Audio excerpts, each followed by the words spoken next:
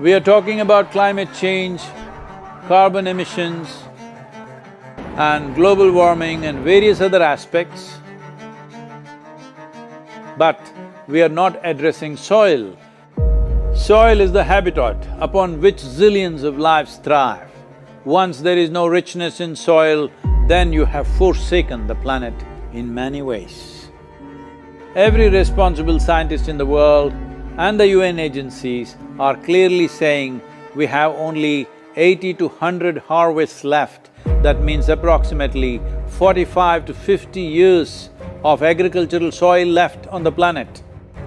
By 2045, we will be producing 40% less food than what we are producing right now, and our populations will be 9.3 billion people. The food shortages that could manifest in the next 25 years, the consequences of that is unimaginable. Civil wars will unfold across the world once there is food shortage. What we are facing now is soil extinction. Why is soil becoming extinct? Where is it going away? What is happening to our soil? We must understand, if you add organic content to sand, sand will turn into soil. If you remove all organic content from the soil, soil will become sand. In normal agricultural soil, the minimum organic content should be between 3 to 6%. The most minimum is 3%. At least this minimum to keep the soil alive, to keep the soil as living soil is a must. Agricultural soils across the world, the depletion is so heavy, in most countries, more than 50% of the topsoil is already gone in the last 100 years. The nutrient levels have dropped significantly. The level of micronutrients you would get from your food in early 20th century to what you are getting from the same food now has dropped 90%. If you ate one orange in 1920s, what you got from it, now in 2020, if you have to get the same, you will have to eat 8 oranges. This is what we have done to our food. Soil is the biggest ecosystem on the planet, and so few people know anything about it. 1 teaspoon of healthy soil probably contains more microbes than there are people on Earth. The microbial life in the first 12 to 15 inches of topsoil is the basis of our existence. It is this magic beneath our feet which has produced the life that we are. This first 12 to 15 inches of soil is the basis of life for 87% of life on this planet, including you and me. We have to begin to recognize that what we call our soil, Mother Earth, is a living organism. Open soils, ripped open by ploughing, open to sunlight, is the basis of destruction of microbial life. So the focus should be on agriculture, the focus should be on seeing that land is under shade as much as possible, some kind of shade, grasses, herbs, bushes, trees. Conscious Planet is launching Save Soil movement to bring about a policy change to regenerate soil. As a part of this, I'm 65 and I'm riding 30,000 kilometers, a lone motorcycle journey, 30,000 kilometers across 24 nations to activate support from the citizenry to assure the governments long-term investments will be appreciated. So it's extremely important that soil regeneration is enshrined in the policy of every government on the planet. We must change the narrative on the planet that soil is a wealth, a legacy we have received from previous generations, and we have to pass it on as living soil for future generations. We are in a cusp of time. If you do the right things now, in the next 15 to 25 years, we can significantly turn this situation around and regenerate the soil. But if we allow this to progress like this for another 30 to 40 years, after 40 years if we attempt this, then it could take 150 to 200 years because that much loss of biodiversity would have happened. From 21st of March for 100 days, the whole world, every human being on the planet should talk soil.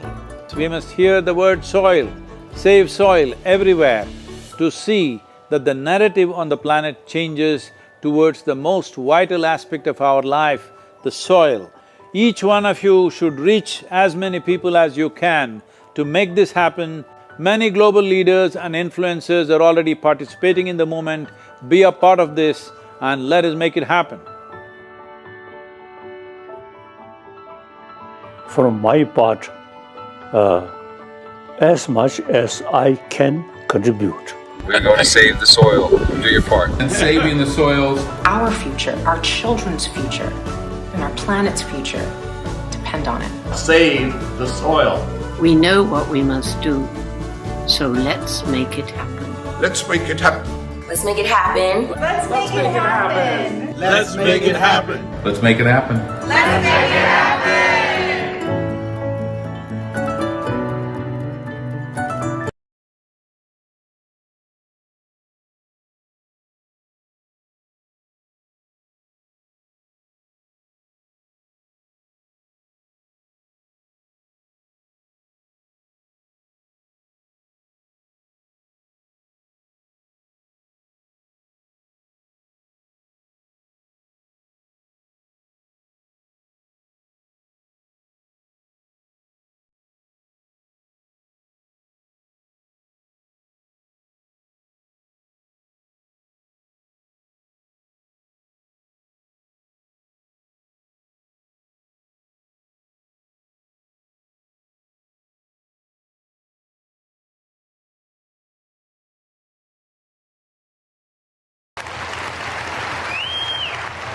I think if we all contribute, then we have a really strong voice. Save soil.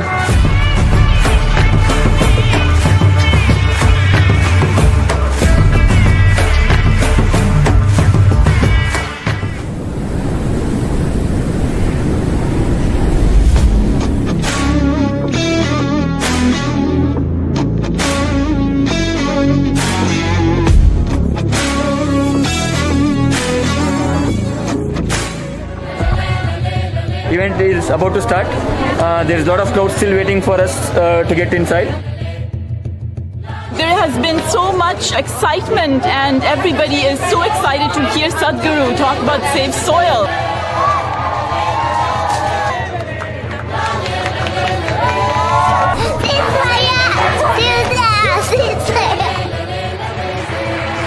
Tonight was absolutely overwhelming, and I was so honored to have the opportunity. First of all, just to meet Sadhguru was a huge honor.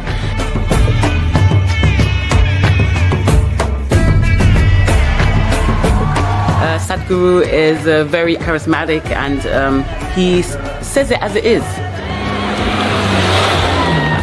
I want all graffiti artists, to whatever walls that you have, make sure that you use this. This is our time. This is our time on the planet. What we do here is our business. Let's do the right things and save soil and let's make it happen.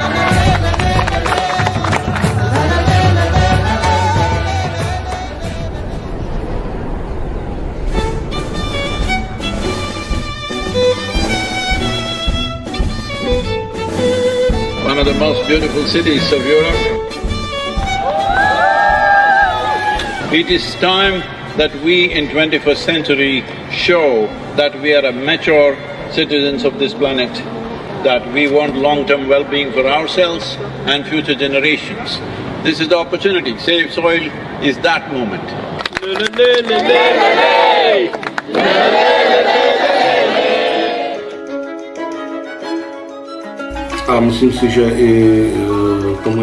And I'm convinced that both our Minister of Agriculture as well as the entire ministry fully supports that trend or that direction. He's offering me much more than I came to ask him for. It's our common issue together. It's not for one nation, for one person, but we as people have to unite and to solve this.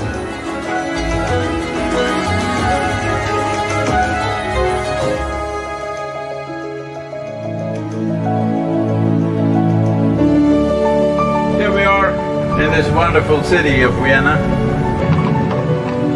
soil as a common denominator to bring all of us together. Make sure the world gets it now. La la le le le is your mantra for now, for these 93 days. And above all, don't pick a fight with anybody, it doesn't matter what they're doing, because we need every one of them. Namaskar.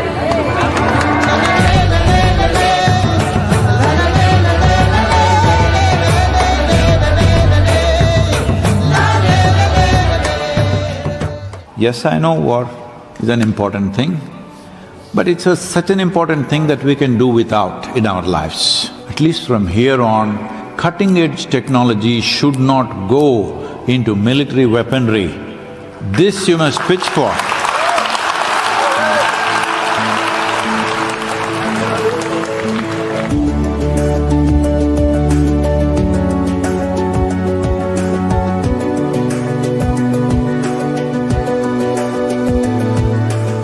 So, how do you feel here in Ljubljana in Slovenia? Feeling like it's home. Rešimo pes!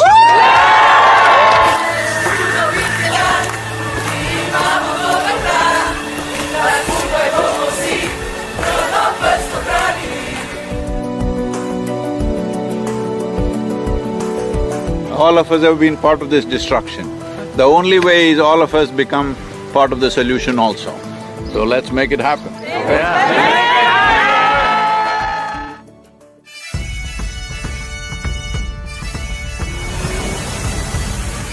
Riding on to Italy. Italy is raining heavily tonight. Here in Venice, what a city!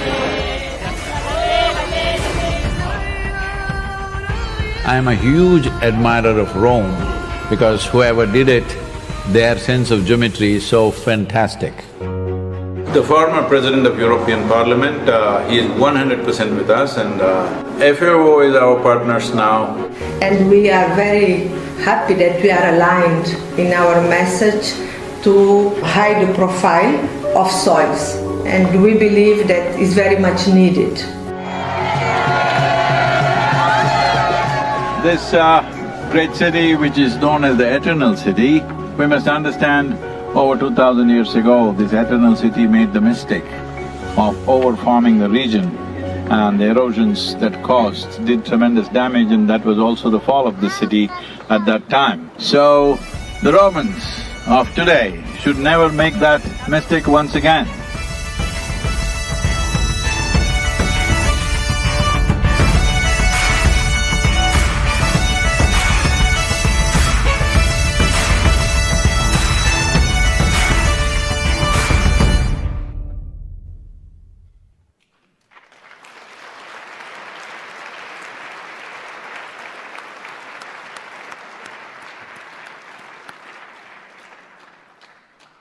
Quite joyful as well as inspiring. Thank you for the videos.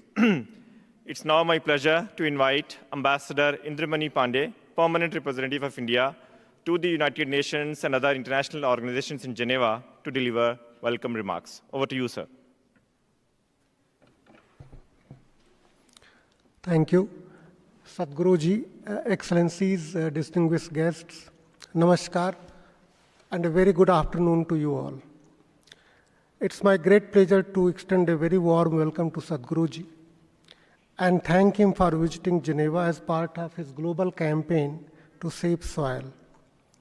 It also gives me pleasure to welcome Ms. Nadia Isler, Director, SDG Labs, UN Office in Geneva, who is representing Ms. Tatiana Valovaya, Director General of the United Nations Office in Geneva, as well as Mr. Stewart Miggins, Deputy Director General for Programs, International Union for Conservation of Nature, and Dr. Naoko Yamamoto, Assistant Director General, Universal Health Coverage, World Health Organization. I would like to extend a very warm welcome to my fellow PRs and distinguished delegates from permanent missions here who have joined us this afternoon, and also communities of India, Switzerland, and other countries who are present here. A very warm welcome to you all. It's a momentous occasion for all of us. We saw the videos, but now we have the opportunity to learn from Sadhguruji himself in person about his vision, his goals behind his campaign to save soil. I would like to commend the initiative of Sadhguruji for launching his global campaign to save soil, which enjoys tremendous support of the government of India and people of India. And as you saw in the videos, it's very heartening to note that the campaign has been receiving universal global support. India's commitment to the welfare of the entire humanity is inspired by our civilizational ethos of Vasudhaiva Kutumbakam and Sarvodaya, which means the world is a family and let's strive for welfare of all. As a civilization, we have always believed in coexistence of all living beings in harmony with nature. Our civilizational ethos and beliefs are embodied and reflected in Sadhguru's commitment to the welfare of the entire humanity and his campaigns for global peace and harmony and global action to protect our mother planet, Mother Earth, its environment and climate.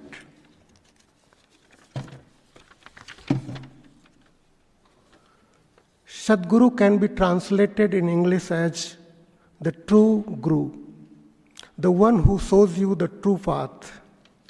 Sadhguruji has not only been dedicated to the welfare of entire humanity, he has also understood the fact that we cannot achieve our goals unless we are able to inspire the people to identify with our goals and support them. The father of our nation, Mahatma Gandhi, had understood this paradigm and was successful in turning our freedom movement into a popular struggle for freedom. Our Prime Minister has also understood this paradigm, and that is why the government has endeavored to turn various developmental missions of India into popular mass movements in order to associate people of India with those missions to achieve successful outcomes, as exemplified in the success of our Clean India mission and Water is Life mission. There has been emphasis on global action to prevent climate change, we all know that, and the need to provide people a clean, healthy, and sustainable environment. The issue of water has also been given the due global attention, as we saw in the recent water summit convened. However, as pointed out by Sadhguruji himself, there has been no comparable global focus on the health of soil, which anchors our life on planet Earth. We all know that over decades and centuries, our negligence of soil has led to huge loss of soil surface through degradation, pollution, and erosion. The ability of Mother Earth to support life of all living beings, including plants, is directly dependent on the health of soil, which provides sustenance to all living beings.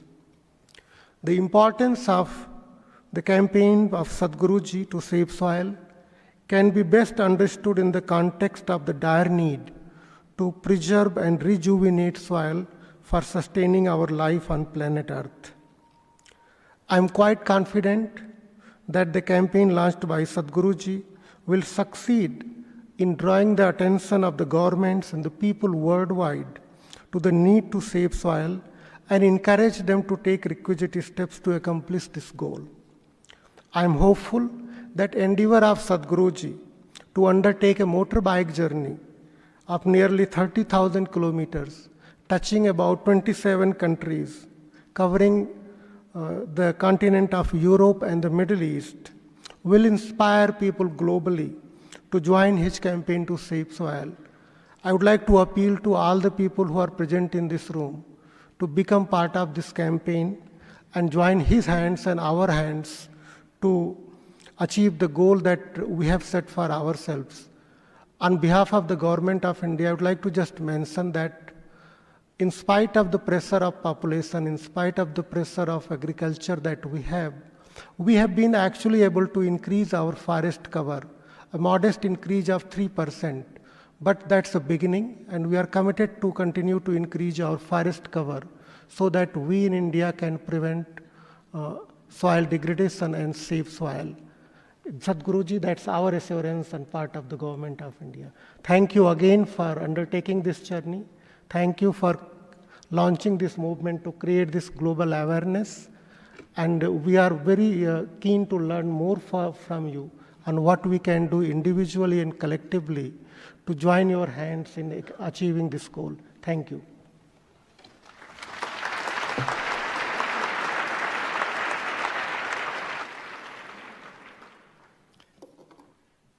Thank you, sir, for your welcome remarks. We are very fortunate that Sadhguru has kindly agreed to be with us today for this discourse.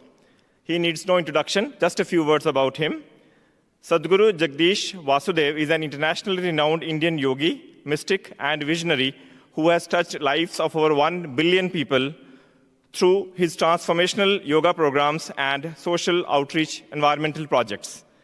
Named one of India's most influential people, he has been an influential voice at major global forums addressing issues as diverse as socio-economic development, leadership, and spirituality. Sadhguru established Isha Foundation, a non-profit organization which has over 300 centers and more than 11 million volunteers worldwide. Sadhguru has been recipient of Padma Vibhushan Award by Government of India, the second highest civilian award accorded for exceptional and distinguished service. He has also launched a global movement, as we all know, Conscious Planet, to save soil, to address soil crisis. It is also hugely inspiring to see Sadhguru on world's biggest ecological movement on motorbike journey, spanning nearly 30,000 kilometers from UK through Europe and Middle East to India, to the cause of humanity and ecology to save soil. Ladies and gentlemen, it's a privilege to have Sadhguru with us today for this discourse.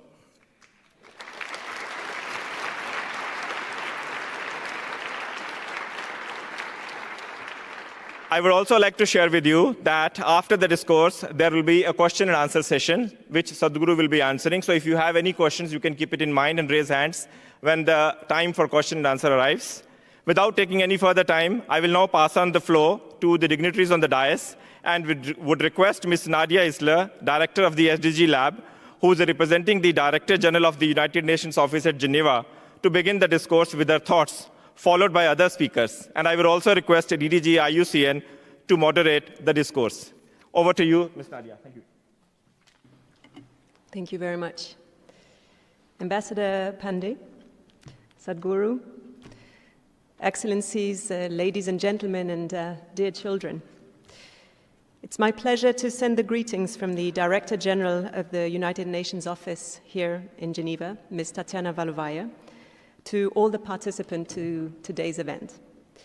The Director General could unfortunately not attend due to her absence of Geneva, but she has asked me to send you the following message, and I quote, "I would like to sincerely thank Ambassador Pandey and the Permanent Mission of India, together with their partners, for organizing this event in the context of the 75th anniversary of India's independence to discuss our global, planetary, and human well-being. Last December, the UN Secretary General, Mr. Antonio Guterres, delivered a landmark address on the state of the planet, setting the stage for dramatically scaled-up ambition on climate action over the coming period. He warned that making peace with nature is the defining task of the 21st century. The 6 years since the Paris Climate Agreement have been the 6 hottest years on record. Climate change is real, and it aggravates many of today's crises. Floods and droughts, storms and wildfires, extreme temperatures, and other climate shocks forced 30 million people to flee their homes in 2020. This number could rise to 1 billion by 2050. Small island nations and least developed countries are particularly vulnerable. For many years, we have been polluting the land, air, and sea, and damaging the most precious element we have, nature. Our one planet is being destroyed, and human behavior has been the main factor that has brought us to this point. It is our responsibility as occupants of this shared planet to promote a more conscious attitude towards the earth and the environment, including by raising global awareness and mobilizing local communities. The Save Soil movement was created with the objective of mobilization towards this goal, and we have the honor to welcome its leader, Sadhguru, here with us today. Thank you so much for being with us. The global movement led by him addresses the soil crisis by mobilizing people around the entire world, advocating for soil health, and supporting national and local leaders in the implementation of concrete policies and actions to address climate challenges. We now live more than ever in an interconnected and fast-changing environment. The challenges we face are deeply intertwined and require mobilizations at many different levels. The COVID-19 pandemic, for one, is a tragic reminder of how deeply interdependent we all are. Community engagement is key to putting ecological challenges squarely into policies and actions at all levels. Ladies and gentlemen, the implementation of the 2030 Agenda for Sustainable Development, or the SDGs, is everyone's responsibility. Today, let us all get inspired by the work of Sadhguru and his supporters and all of you, and redouble our efforts on climate action and the Sustainable Development Goals to build a better and healthier world for us and our planet. Thank you very much. And this was the end of the Director General's message. Thank you.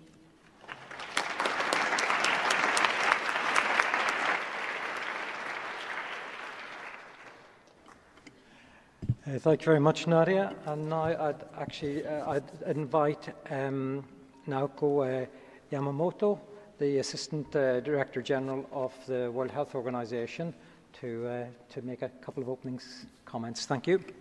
Thank you very much. And Your Excellency and Ambassador, dear Sadhguru, and dear friends and colleagues and children, it's my great pleasure to join this event together with you to discuss about the soils and humankind. And I'm also looking forward to listen to Sadhguru's vision of a conscious planet. So soils plays an important role in human health. However, as Ambassador has already said, that video said that this role has often been misunderstood or underappreciated. So for a long time, I'm working in the public health, but in public health, we have been addressing soil mostly in the context of the potential threat of human and health. We have often thought about unhealthy or contaminated soil that can expose human toxins and pathogens, or about crops in nutrient-deficient soil. So we are not seeing the whole picture in a more holistic manner. But now we have a growing body of evidence showing that healthy soil plays a fundamental role in safeguarding human health, food security, and nutrition.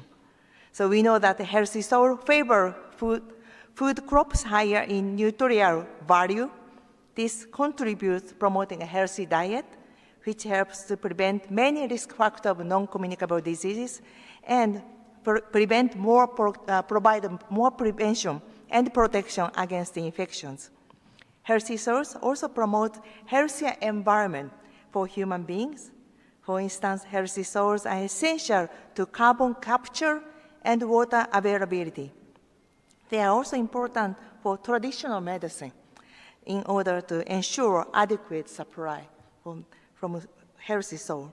Since healthy soil fosters diverse environment for improved biodiversity and ecosystem functioning, they also promote opportunity for income gradation and generation and our eco-social system and activities. We need healthy soil for healthy forests, rivers, and oceans, and healthy human beings. However, we have not always used and protected soils as we should have. For WHO, it's clear that health for the soil is part of the larger ecosystem This is what WHO and other UN agencies call One Health. One Health is an integrated, unified approach that aims to sustainability and balanced, optimized health of people, animal, and environment. They are closely linked and interdependent. So One Health cross across the boundaries of animal, human, and environmental health, and it looks for the holistic way to understand the health and how diseases emerge and spread, including COVID-19. So protecting and promoting a health source is an important contribution to One Health approach. So we know agriculture contributes about 25% of global greenhouse gas emission, and we know that land use change is the single biggest environment driver to new disease outbreak. We also know that overuse of pesticide or synthetic fertilizers has major consequences of the biodiversity. Soil degradation contributes to climate change, and climate change also reinforces land degradation through more frequent, severe, and prolonged heat events, forest fires, and erosion. So as a global community, we need to work together to address One Health approach. Therefore, OIE, FAO, UNEP, and WHO for UN agency are now finalizing the One Health Joint Plan of Action, which includes the integration of environment to One Health and address the food translation of the food systems. So we still need to work more comprehensive manners. We need to better address human health in a holistic approach with soil ecology, agronomic crop production, as well as food science and nutrition. The multidisciplinary research will be essential to move forward.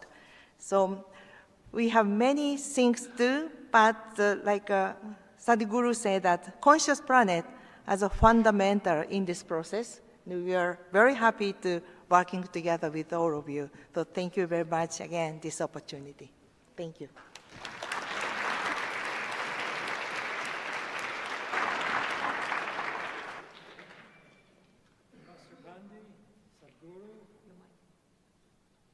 Oh, sorry, thank you.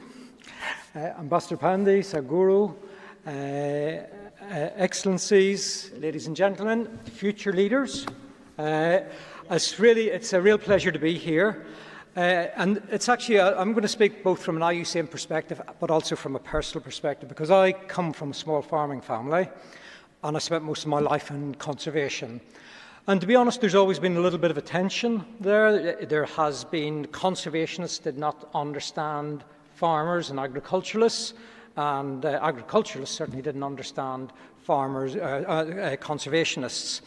And there has been this tension, and it's a shame that there's been that tension. But I think, thanks to the work of Sadhguru and Save Soil, that is changing.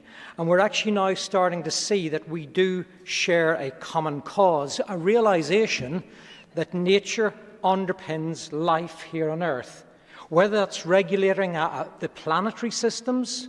We just heard yesterday the dire warnings coming from the IPCC on mitigation, and that there's no time left now to take action, or whether it's actually sustaining and enhancing the livelihood of small farmers and small farming communities. Nature underpins all of that. And this is critical. This is critical when we look at agriculture. And so when IUCN started to say we're going to work with agriculture, we said we want to get past the old confrontations, and we want to focus on the common cause and the common ground. And where is that? It's soil. It's soil and soil biodiversity. That's where we start. And I would really just emphasize again, and it's been mentioned in some of these videos, but it is amazing. There are 6 billion species of soil fungi. There's 10 million species of bacteria, countless. We don't know how many types of protozoa there are. And next time you're in your garden, take a handful of soil and look at that and think, in that soil, there is over 100 billion individual species over a range of different genera and different… There's over 70 in that handful of soil, over somewhere around 60 kilometres of filaments. That is what sustains life. That's what actually gives agricultural productivity. That's what actually unites us, actually, whether we're in conservation or agriculture. And but unfortunately, for a period of time, we lost sight of that. We heard this on the video already. Soil is an ecosystem, but we lost sight of the fact that soil was an ecosystem when we thought just soil was a substrate simply to get water and nutrients up to crops. But again, thanks to Sadhguru, thanks to these movements like Save Soil, that is being reframed. And I say I'm personally delighted, I'm personally excited to be here. I've been working on land degradation and restoration for a lot of my career. We helped set up an initiative called the Bonn Challenge with the German government. We had over 210 million hectares committed to restoration, but that's just a drop in the ocean. We've really got to start to build that further. We've also seen this idea of bringing together, instead of trying to solve these crises separately, starting to try and solve crises together, just as Naoko mentioned. And that's what led us to bring this idea of nature-based solutions. And one of the fantastic opportunities for nature-based solutions is indeed saving soil. So I would really like to thank Sadhguru for his leadership. I think it's a message of urgency, but it's also a message of hope. And critically, I think it's a message of love. You said that. A way to say I love you is to say save soil.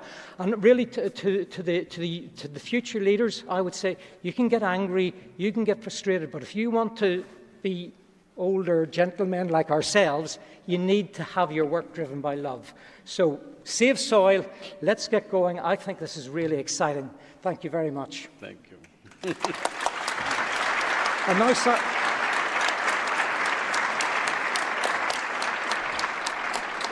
Sadhguru, the main events, we'd really like to hear from you and hear some of your reflections. Namaskaram and good afternoon to all of you. Well, it's fantastic to see the commitment of the SGD Labs and… I'm sorry, SDG, correct. Yeah. And of course, our ambassador here at the UN and Madam, yes. And the IUCN coming out so passionately, it's fantastic. Only thing I don't like about him is he's calling me old.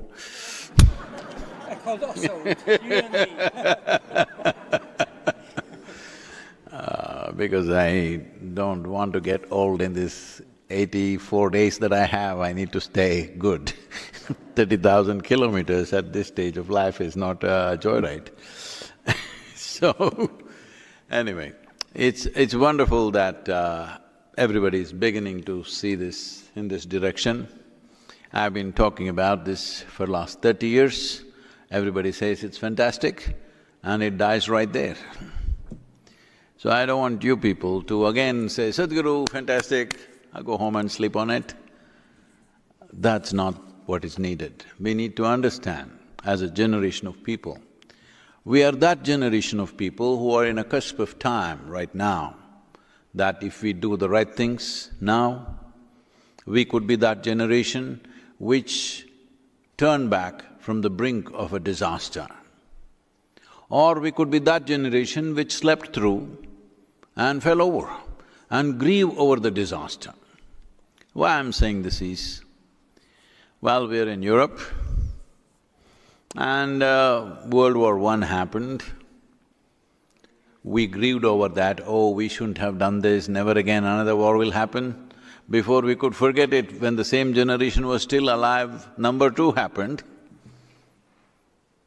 Then we thought, this is it, after this we're never going to fight again. And we made League of Nations and United Nations. We said, we'll never fight again. How many wars since then?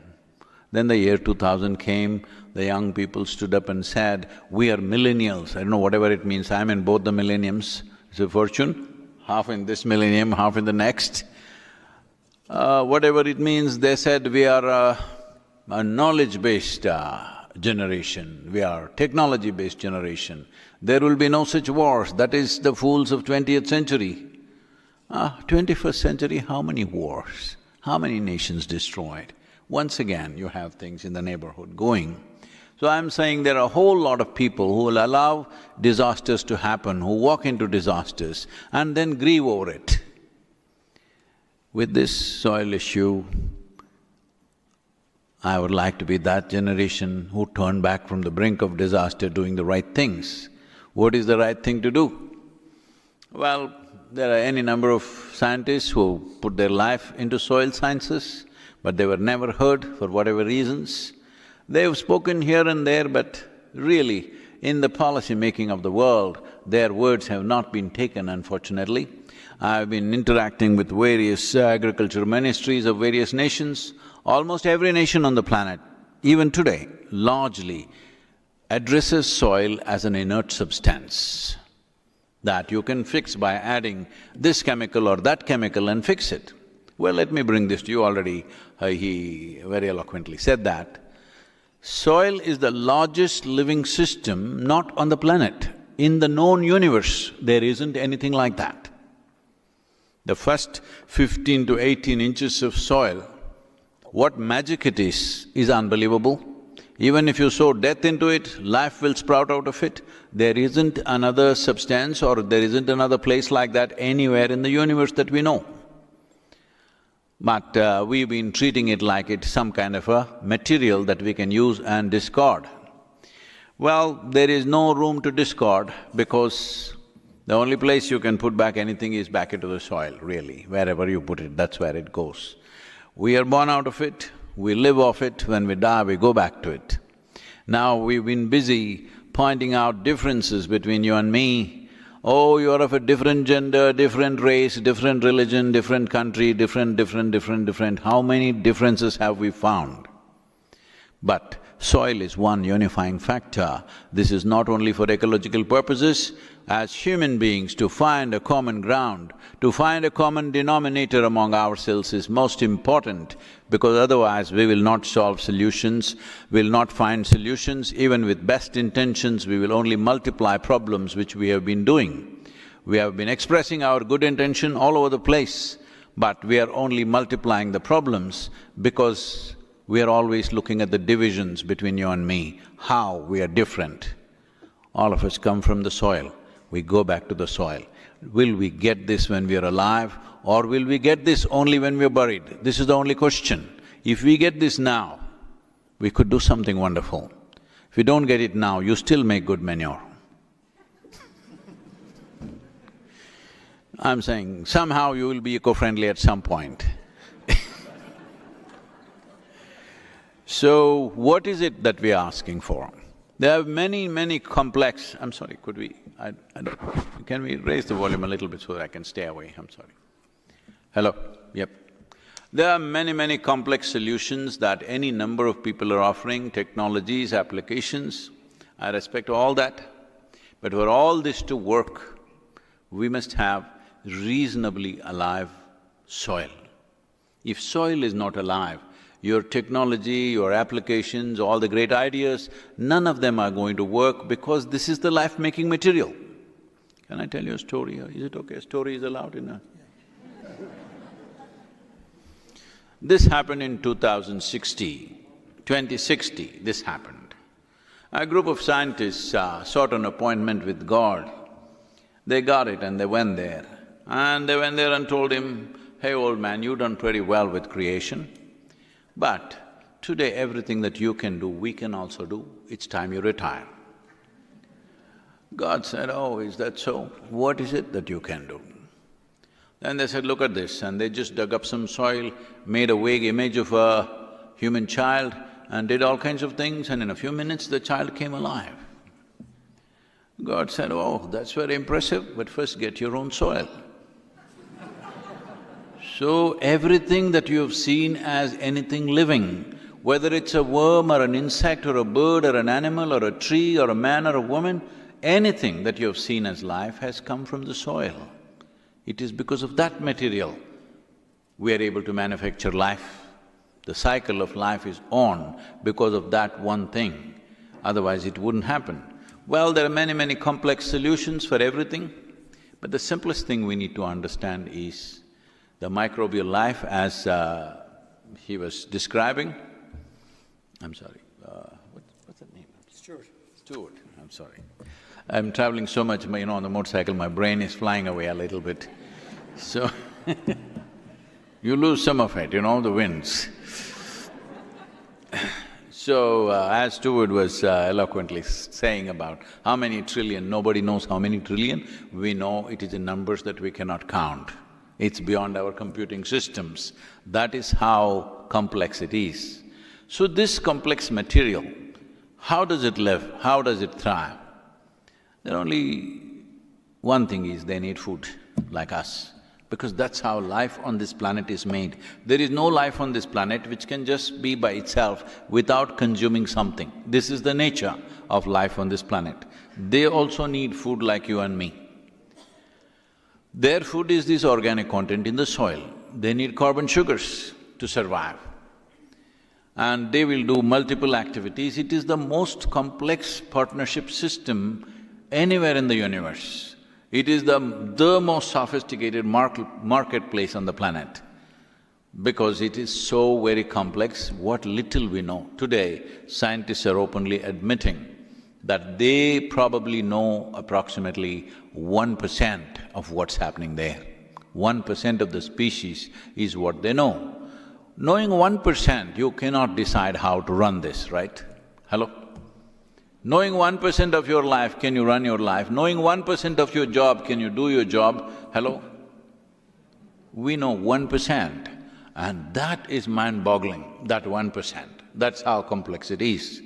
So one important thing is to put back nature to whatever extent possible without disturbing human life and human market systems on the planet, to put back natural systems as much as possible. This is the only answer we have.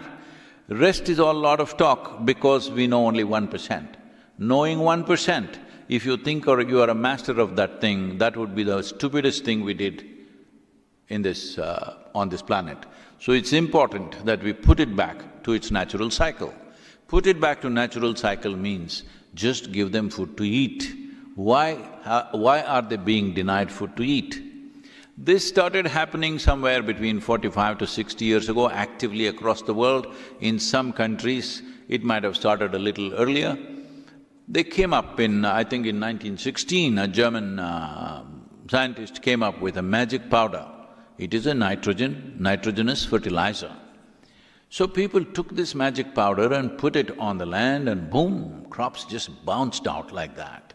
I'm calling this magic powder because it really did magic for the farmers at one time. I know in regions of India where when the fertilizer came, the yield went up by 300% for many farmers, 3 times over. So definitely they bowed down to this powder and said, this is magical. But the problem is we forgot. It is like you are doing quite well, but you went to the doctor and the doctor said, your calcium is not good, your iron is not good, your folate is not good, and gave you 3 pills. Next day you took it and you felt really good. Then you decided, this is it. Instead of 3, I will take 300 and I don't have to eat anymore. And then you know what happens? That's exactly what's happened to the soil. We started thinking just by throwing the salts, everything will happen. No, in a doctored way, if you apply it, even today, it'll work very well, it's important. I'm saying this because a whole lot of urban population in the world goes on talking about, now the words get replaced, same mentality. They said all these days everybody was talking organic farming. This is an urban fashion. Those people who have never farmed in their life like to talk about organic farming because they've never done anything. So if you go to the marketplace, there is one apple marked as organic. What is the other one? Is it inorganic? I want to know. No, what you're trying to say is the level of fertilizer, pesticide, this, that. You need to understand, largely nobody sprays pesticide on a full-blown fruit. Generally, it's in the flowering time that they do it. It won't usually get into the fruit. These are all paranoia. I'm not saying fertilizer is not getting in, pesticide is not getting in. Yes, in grapes and other things it is there. I am not trying to discount that factor. All I am saying is, today if you take away all the chemicals from farming on the planet, our food production will come down to 25% of what it is right now. That will be a massive disaster, it'll be death, literally. So we cannot really think about it. If you increase the organic content, slowly the use of fertilizer will start coming down, it'll slide down very, very slowly, and we have to go that way. How to increase the organic content? There are only two things: plant life, animal life. There is no other technology, there is no other material, there is no other planet which can provide you that material. Only on this planet you have to produce plant life and animal life. There is simply no other way to put back organic content. Well, about carbon sequestering and many other things, we can talk endlessly about it, but the important thing is, if you increase the organic content, the microorganism life in the soil will enhance itself, and they are the basis of who we are. We are a consequence of their activity, both in terms of evolution and today as an ecological species. When we say ecology, don't think it's a subject matter. We are the ecology. 60% of your body is microbial life, only 40% is your parental genetics. So you are the ecology sitting here. Hello? You are the environment too. So we thinking we'll fix the environment, we'll fix the ecology, that is the distance itself is causing a lot of problem for us. So the simple thing is this: put the food back for the microbes. That is the organic content. To put this back, you need either plant material or animal waste. There is simply no other way. So this needs to happen. For this, you need a policy incentive. Otherwise, farmers will not go back to it. 50 years ago, every farmer knew this and they were doing this. Today, we've just lost this for about a generation or maybe 2 generations have lost this, and now we've forgotten. We have to have plant life and animal life on the farm, otherwise you can't put back the organic content, but that needs an incentive. So, right now instead of branding things as organic, in future we need to look at this. Right now in, let's say in Northern Europe, an average organic content in the soil is 1.48. In Southern Europe, it's about 1.2. In United States, it's around 1.4 to 1.5. In India, large percentages have only 0.68%. And in Africa, it is 0.3%, which is desertification, serious desertification. So, being here, if a national government announces this, if you increase your organic content in your farm, which is very easy to test, unlike testing a product. Testing a fruit or a vegetable is very complex, it takes a lab. This can be just done on the farm by the farmer, that you can test the organic content of the soil. Let's say if you get it to 3%, what is the incentive you will get? Governments have to fix this. Once the government fixes this, and let us say you go to the marketplace, now somebody has marked this apple as this comes from a land which has 3% organic content, there is enough science to tell you, if it has 3% organic content, what are the micronutrients which will be present in the apple that you eat or the fruit or vegetable that you eat, and what are the health benefits that you have. For all this, there's enough science. We just have to collate these things and put it together. Then market will give its own incentive for that farmer as it goes. Now you go there and somebody says, this is 3%, this is 6%. You want to buy the 6%, obviously it'll cost more, but instead of eating 8 oranges, you can eat 1. That's the difference it will make.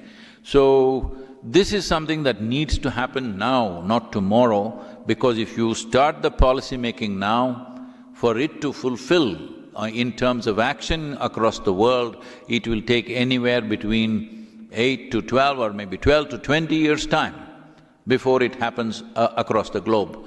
But if we don't make the policies now, right now according to UNFAO, the loss of biodiversity on the planet is on the scale of 27,000 species per year. Species, you heard it right, 27,000 species are being lost, are going extinct every year. At this rate, in about 30 to 35 years, we will reach a point where if we want to revive or regenerate the soil, it will take 150 to 200 years, which will be an absolute disaster. So this is why the urgency, as I said, this is our time on this planet. As a generation, are we a responsible generation or will we sleep through? This is the choice that we have. Is sleep a crime? Hello? No. But if you sleep through your life, you will become a disaster. And you will see a crime is better than a disaster.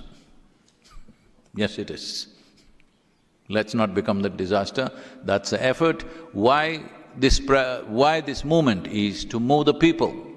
Why the people have to be moved? See, we are democratically elected nations, all right? Largely administrations are democratically elected. You give them a term of 4 to 5 years. A government is elected not to do something fantastic. A government is elected to fulfill the people's mandate. What is the people's mandate? Tell me one nation on the planet where 60% of the people have stood up and said, we are ready for long-term policy making. We are ready for doing something that is for the well-being of our children also and their children also. We are willing to invest and work towards that. Which nation, anywhere citizens have stood up and said? People have not spoken. So what will the government do? Government will only try to fulfill the mandate of the people in a matter of 4 to 5 years that they have. So this is very important. Unless people speak, there are 5.26 billion people who have franchise in the world.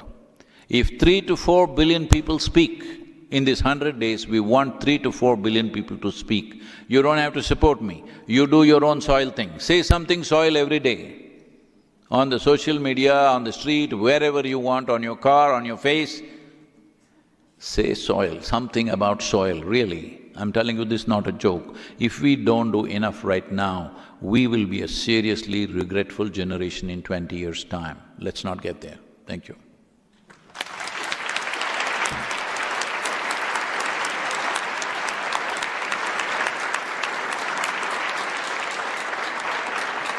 Thank you very much, Sadhguru. That was, I'm sure, like me, you found that really inspiring. Let's see if we can take a couple of questions. Let's see if we start with the future leaders, because you're going to be dealing with this issue longer than, certainly longer than me. I'm not going to speak for Sadhguru, but certainly longer than me. You're going to be dealing with this issue. So has anybody got a question? Yeah. Yeah. I'm a tourism student from Sustainability Management School. How do you think the tourism industry can play its role in saving soil? It's me. Yeah. We need to put legs on tourism. Oh, I'm sorry, the microphone is down there, please sit down, it's okay. Yeah, thank you. Sorry. Okay, I'm Lalit. I'm from Sustainability Management School with a tourism background. Like, how do you think the tourism industry can play its role in saving soil? See, yesterday as a part of Switzerland's tourism department, they organized because they have been our partners now in this effort, they took us to a place which is a heritage site kind of thing, but actually these are terraced agriculture, where it is also a UNESCO heritage region and to be kept that way. And this is a massive tourism attraction. We went there to talk about soil with the farmer who's having a vineyard which started in 1393, if I'm getting the date right, I think, yes, 1392 or 1393, that's over 700 years. So a 700-year-old farm or 730-year-old farm, whatever it is, today we are visiting it for its soil condition, but it is also a big tourism draw. It's very important that preservation is not just what human beings have built. What is naturally there also needs to be preserved. That also can become a tourist attraction. Well, there are many natural wonders in the world, we're going to it, but we're always looking at something that is standing up, because this is human idea of doing something, something must stand up, something that lies there. We need to change our perspective about this. Something that lies there is the basis of all that stands up, including you. I'm sorry I asked you to stand up. So, we can create tourism out of this. Right now, India is making efforts to bring back what is called as, village tourism, to bring back cultural tourism and agriculture as a part of it, where tourists are coming from different parts of the world to come and work in the fields of India. Not on a large scale, it's happening very small scale right now, but it could be enlarged, that especially for the youth who think food comes from the Volt app. What is your food app in Switzerland? I'm saying Volt because in Germany it was Volt. What is your food app? In India we have Swiggy, Piggy, so many things. What is yours? Huh? Uber Eats. So people think, young people are beginning to think food comes from Uber, all right? That's a very Uber idea. So, for them to go and see how actually food grows and be a part of it, even if they spend 3 days there and get their hands muddy, I refuse to use the word dirty, because in some nations we are calling soil as dirt. If that is dirt, all of us are dirt bags. That's what it amounts to, hello? So, it's very, very important, and I must tell you this, we have… now we have changed the name. Earlier this used to be called as a yogic hospital. Now we call it a rejuvenation center because we had problems with the word hospital. Here, there are always people who are being treated for something or the other. We don't treat them with a comfortable bed and a nurse treating them and helping them. No, we put them to work in the garden and they get well. Believe me, if you get your hands and feet into the soil, your body reorganizes itself in such a miraculous way, because 60% of your body is microbial life. It needs that connect badly. So, we can make health tourism and agricultural tourism, above all, people to have that experience of growing something. If you're willing to take a 70-day vacation, you can grow your own crop along with the local farmer. Well, if you do it yourself, it'll be a disaster. At least he can make you feel you did it. That's a good tourism idea. Thank you, Sadhguru. And actually, I'll just second that idea. I think it's grow something. Even if you live in a little, grow something. I think actually to just make that connection and see it grow. When I get back from this today, I'll get out into my vegetable garden. I'll grow my own vegetables. It's super inspiring. So I'd encourage all of you to do so. Another question? Okay. Let us see, for sake of gender balance, let's see if we've got… Yes. Okay. Hello, my name is Tomi Pajarinen. I'm originally from Finland. The microphone stand is a little bit short, so I'm sitting here, but I'm still a live person here. So, thank you, Sadhguru, for your very powerful videos, and all the other panelists for their comments.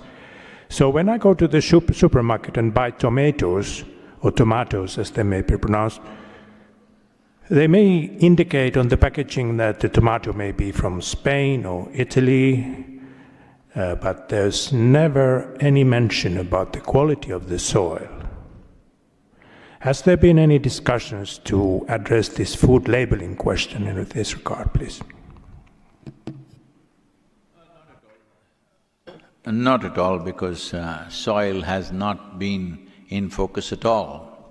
I think on the video you saw Lord Bilimoria speaking.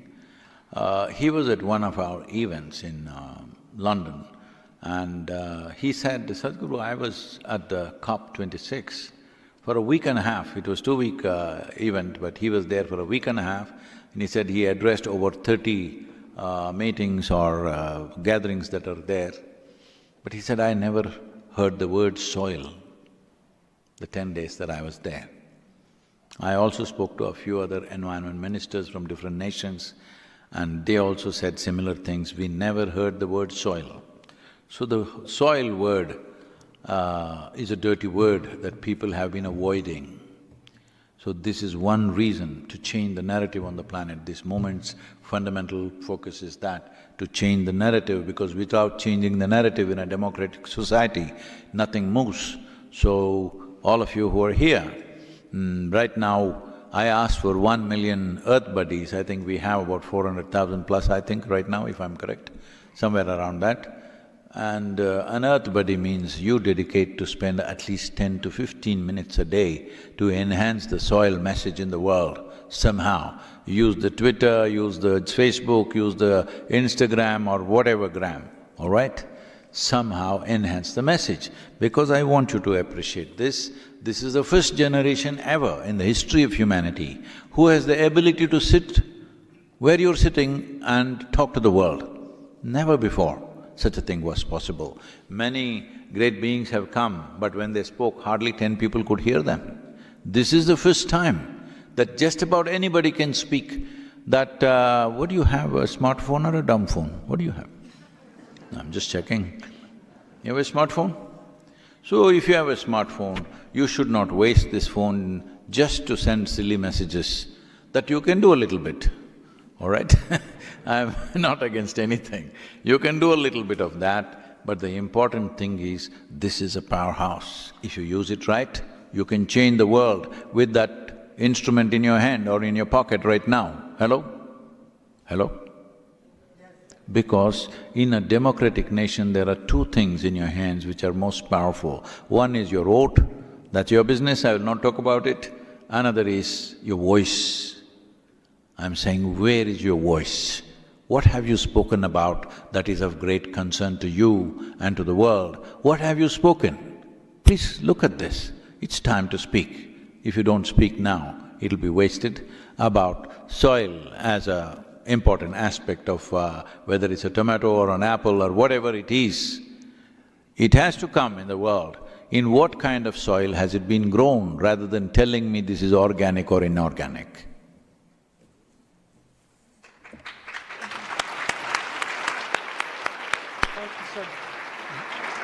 Thank you, Sadhguru. Let us hear what… we've got time for one more question. I'd like one woman, I'd like it from… we've had two men, so I'd like to hear a question from a young future leader woman, okay? Over here, so, okay, please go ahead. Oh, ladies, don't ask me very difficult questions, okay? Can you hear me? Yes. Great. Hi. Thank you so much for this. It's been really wonderful. My question is on… I would love to get your thoughts on the feasibility and the potential of a potential carbon-based financing mechanism or type of currency in order to be a policy in order to really inspire carbon sequestration, not only in our soils, but in our forests, and to really bring the power back to the folks on the ground. Do you see that happening in the future? If you are asking for a prediction, will it happen or not? I am somebody who does not like predictions, because predictions are made based on cold facts of the day, not taking into consideration what is beating in your heart right now. What happens tomorrow depends on what is beating in your heart today, isn't it?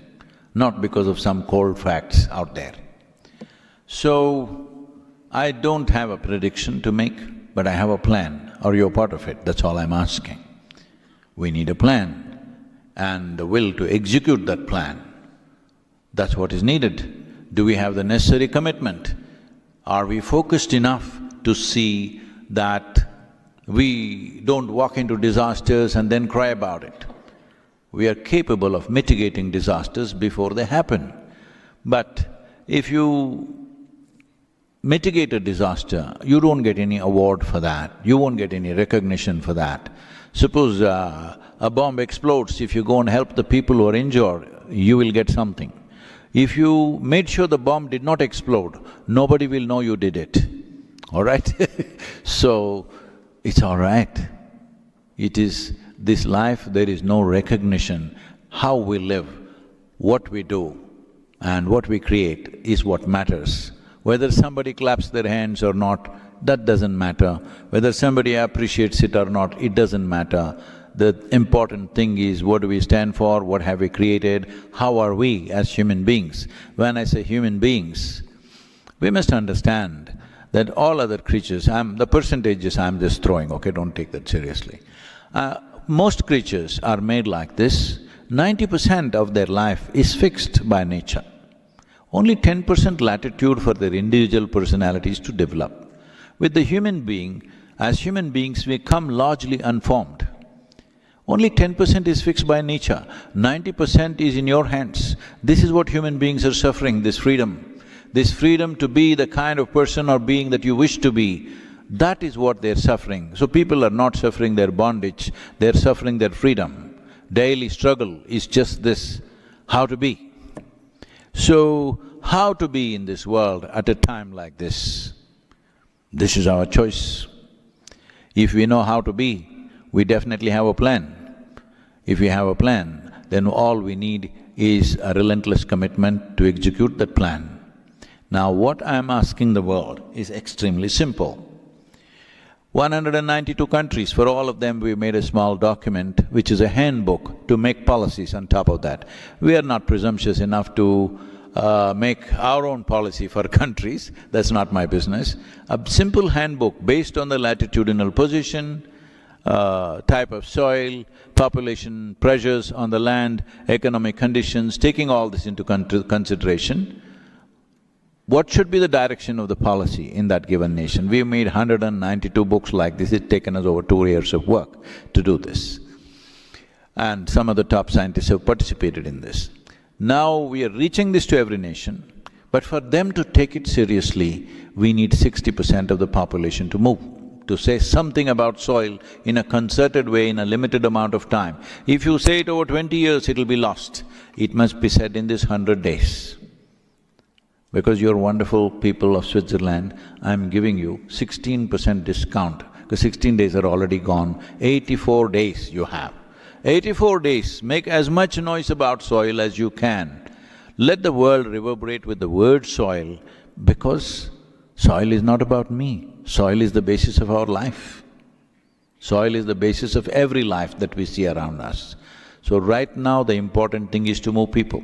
About carbon sequestering and the carbon market, these are important because first incentive, I want the government to come, that's the way it works. The government has to give the first incentive. The second incentive should come from these corporations and others who will give the carbon credits. The next will come from the market. On the whole, the farmer will benefit in a big way. This is very important for us. We have done some kind of a survey in India which shows that not even right now 63% of Indian population is in farming, but not even 2% of the farmers want their children to become farmers because it's such an atrocious profession. Yes, a whole lot of them want to commit suicide because simply it's impossible to make ends meet and it's a terrible thing to do right now in the world. It is very important in the next 10 to 15 years' time, we make agriculture in such a way, a farmer will earn at least as much as an engineer or a doctor or a lawyer. This needs to happen, otherwise nobody will have the skill of this magic, performing this magic that we call as agriculture, because this is the magic of transforming mud into food, it's not a small thing. It is the greatest thing and the most vital thing for our life.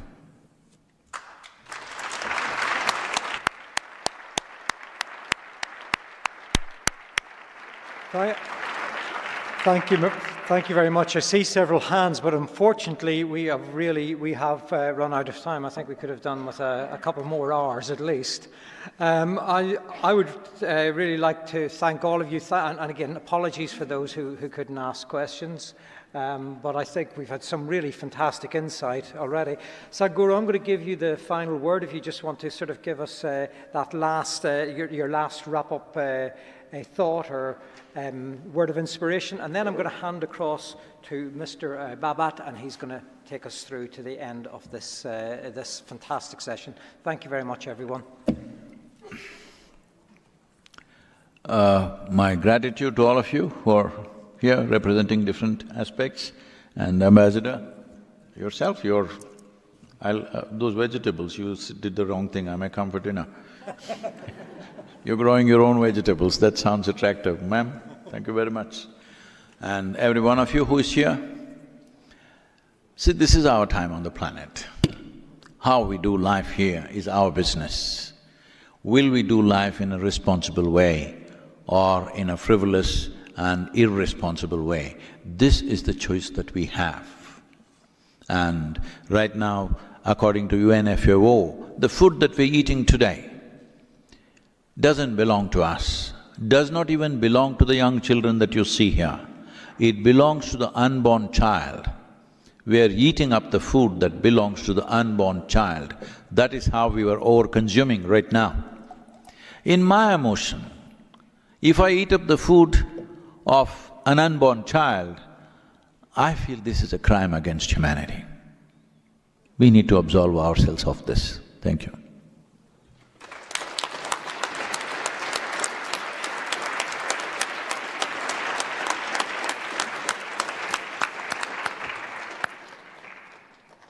Joyful and awakening, inspiring and thought-provoking. This has not been an ordinary experience. This has been extraordinary. And I am sure all the participants, they are going to get this experience, get converted into action to think, feel, and talk about soil. We will now have the last video to be played. It's an anthem actually, soil anthem. It's a very short video, and I will request that soil anthem to be played, please.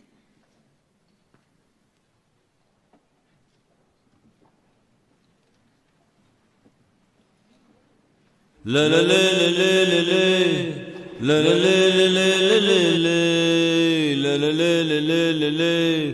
la la la la la. This very body is soil. My body, your body, everybody is just soil body.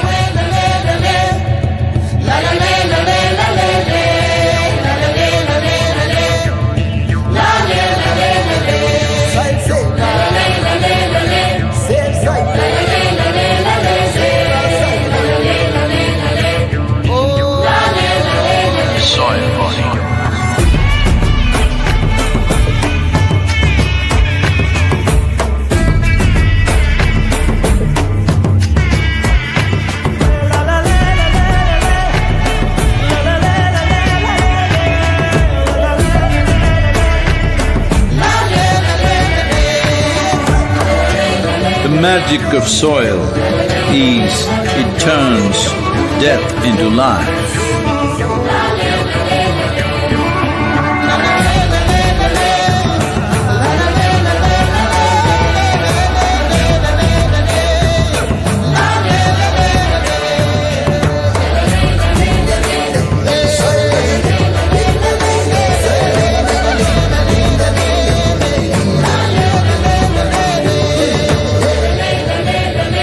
Depleted soils will not quench the fire of hunger. Unquenched hunger can burn the very world. This is a generational responsibility. Save soil. Let's make it happen.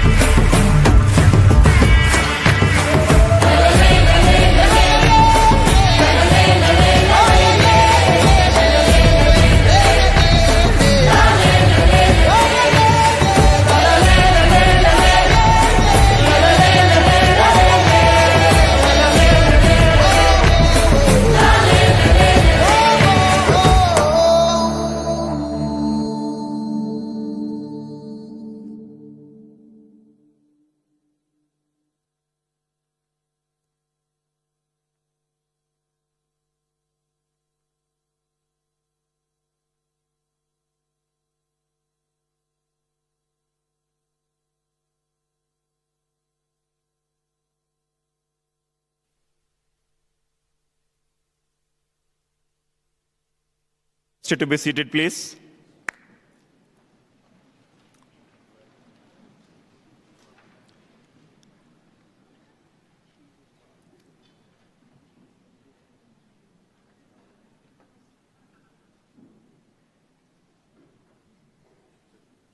Truly overwhelming, that brought goosebumps. We will now have a photo op, and I will request one of our volunteers to please give Save Soil posters to all the 5 dignitaries so that we can have a photo op with the posters being held by our dignitaries.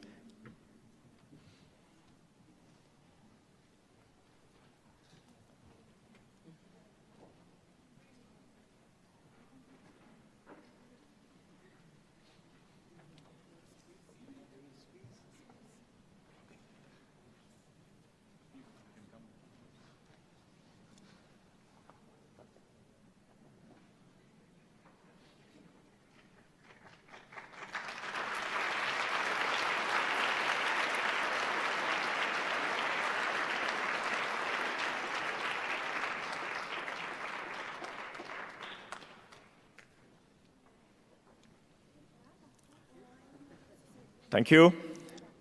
As we come closer towards the conclusion, I would now request our Consul General, Sunil Achaya, to please propose vote of thanks.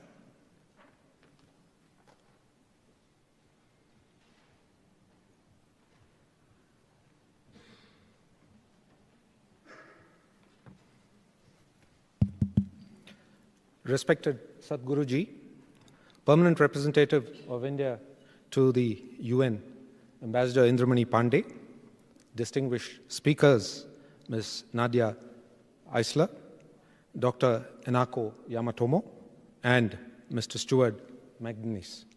Your Excellencies from the international organizations, permanent missions, and consulates, esteemed guests, members of the Sadhguru Ji's entourage, members of the Isha Foundation, the Indian community, and my colleagues from the Permanent Missions of India and the Consulate. On behalf of the Permanent Missions of India and the Consulate, let me begin by expressing our gratitude to the respected Sadhguru Ji for his contribution to enriching the planet and all living beings by embarking on this all-important mission to save soil in this edition. I say this edition because, as highlighted earlier, in the past, you launched a movement on the theme Kaveri Calling to save rivers and protect the most important element of life, that is water. You have sought to undertake this journey to educate us on the need to sustain soil nutrients. Realizing this, Sadhguru Ji has received overwhelming support of countries that he has traversed so far. It is a testimony to the importance of the mission that he seeks to highlight, which is in consonance to the UN's Sustainable Development Goals. Sadhguru Ji, we would also like to thank you for the very catchy anthem, which is unique in its own way. I'd like to also express our gratitude to Ms. Nadia, Dr. Enako, for their wonderful exposition on the subject, and Mr. Stewart for his insightful views and for consenting to moderate the discourse. Moving on, Your Excellencies and esteemed guests from within and outside the diplomatic community, you have taken time off for your busy schedule to be present and participate in the discourse on, as I said, an important topic on saving soil, an important building block of life. I would also like to express our profound gratitude to the DG UNOG, Ms. Tatiana, for having provided this venue, which in itself adds a certain prestige to the event.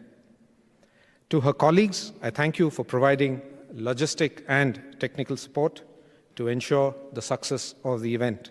I'd also like to thank my colleagues in the mission and the consulate for their efforts in adding to the successful conduct of the event. In closing, we will make it happen. Jai Hind.